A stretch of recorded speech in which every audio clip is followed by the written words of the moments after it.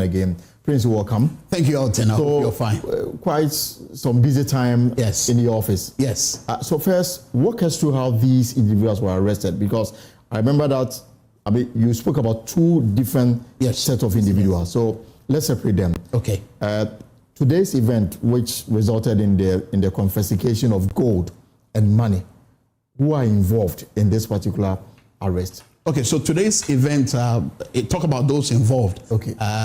Typically, as we mentioned at the press conference, 3 Indians, and just as we have indicated, foreigners are not supposed to play any role in the local gold trading industry. Looks like they didn't get the message. They didn't get the memo. They didn't get the message. They didn't get the warnings. And I'm even surprised because the 3 that were arrested and subsequently arraigned before court were Indians. Okay. And I quite remember in the office, our phones were buzzing with calls from India, with people getting to, appreciate exactly what went down with regards to the earlier story.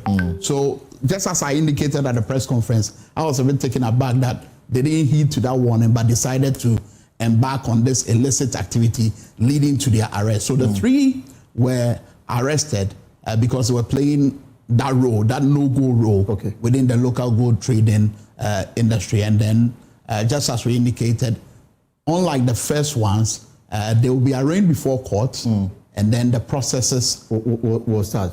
But I realize that according to the information you provided, they were arrested in Kumasi and in Enyinam. Okay. So explain to me how the smuggle aspect came in, because clearly Kumasi and Enyinam is nowhere close to any of Ghana's borders. I understand. Right. So, just as the earlier ones, when they involve themselves in the trading and they have the gold, they smuggle them outside the country.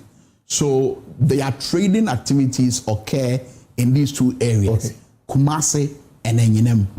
So they were caught in one of their usual activities, and then for which has led us to where we are, where we are expecting that they'll be arraigned before court. So they were caught buying the product? They were caught buying the product.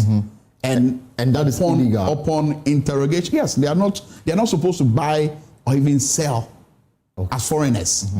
The buying and selling remains the sole prerogative of Gold Board. So as a foreigner, let me break this down. And for any Ghanaian who wants to involve himself in the buying and selling, he or she would need license from the Gold Board.